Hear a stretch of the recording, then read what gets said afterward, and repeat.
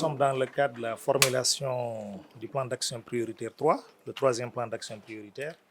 Et dans le cadre de cette formulation, nous sommes déjà très avancés. Nous avons procédé au bilan diagnostic, l'évaluation de la deuxième phase, la phase 2019-2023, au regard de la première phase du plan d'action prioritaire 2014-2018. Et nous avons donc fait le bilan diagnostic, nous avons identifié les principales contraintes, nous avons transformé en des défis à relever pour en tout cas les 5 prochaines années, c'est-à-dire la phase 2024-2028, et nous avons défini des objectifs stratégiques à atteindre. Aujourd'hui, nous sommes dans la phase opérationnelle, logiquement, au niveau technique. Mais avant vraiment de poursuivre le travail, nous soumettons ce travail déjà à l'ensemble des catégories d'acteurs.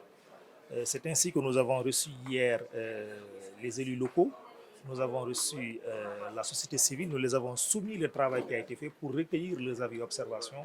Et aujourd'hui, nous soumettons en tout cas ce travail au secteur privé pour recueillir leurs avis et observations d'abord sur le travail qui a été fait, mais également pour nous dire sur les orientations qui sont fixées en termes de réformes à mettre en œuvre. Quelles sont les réformes majeures, les réformes clés qu'il faut mettre en œuvre pour disposer d'un environnement des affaires de classe internationale? Ça, c'est fondamental pour en tout cas vraiment l'émergence économique de notre pays, pour la création des richesses, pour la création d'emplois. Quels sont les projets et programmes majeurs que le secteur privé compte porter et vraiment pour les 5 prochaines années?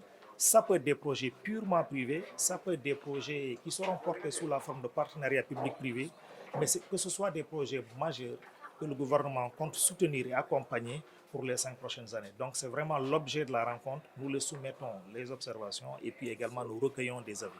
Disons en tout cas, comme on a dit, c'est des projets et programmes qui doivent être majeurs, qui doivent être impactants. C'est-à-dire c'est des projets qui doivent vraiment changer structurellement la structure de l'économie. Ça, c'est fondamental. Ce n'est pas juste un petit projet voilà, de 2 milliards, 1 milliard 500. C'est un projet qui doit vraiment pouvoir considérablement changer, en tout cas, la structure de l'économie.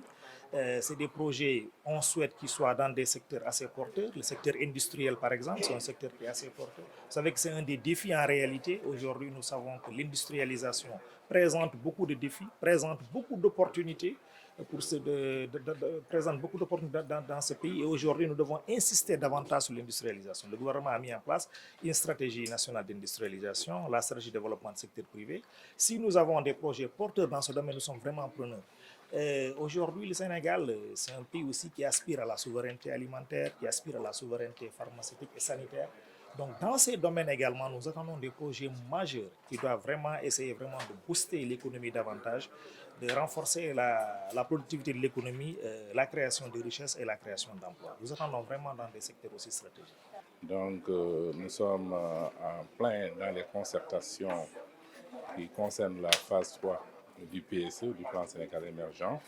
Et puis, l'État est dans son rôle, dans son rôle régalien, vraiment pour booster son secteur privé, accompagner son secteur privé, afin que ce dernier puisse créer énormément de richesses et énormément d'emplois dans ce pays.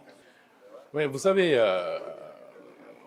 il n'y a pas tous les secteurs d'activité qui peuvent régir quand même un secteur privé attractif. Je crois que sont dans le document qui nous a été soumis par le ministère de l'économie. Donc, nous avons pris connaissance des propositions qui nous sont faites par le ministère de l'économie. Et puis, à notre niveau, on va tout valider, hein, mais peut-être il y aura certaines propositions, parce que là, il y a pas mal d'opérateurs économiques qui évoluent dans des secteurs d'activité différents. Et puis, et chaque secteur peut, dans sa spécificité, demander quand même un accompagnement que peut-être le ministère n'a pas pris en compte, et que le ministère devrait, si les propositions tout à l'heure qui seront formulées par les acteurs économiques seront reçues par le ministère, on verra en ce moment les secteurs d'activité qui ont entre guillemets été oubliés, et en ce moment le ministère quand même prendra en charge quand même ces oublis. Mais il m'étonnerait quand même, par rapport à ce que nous avons quand même reçu comme documentation, d'après l'exposé quand même des brillants économistes de ce ministère, Je crois que c'est main dans la main et que le secteur privé dans son rôle, l'État dans son rôle régalien, et je crois que nous pourrons inverser la tendance.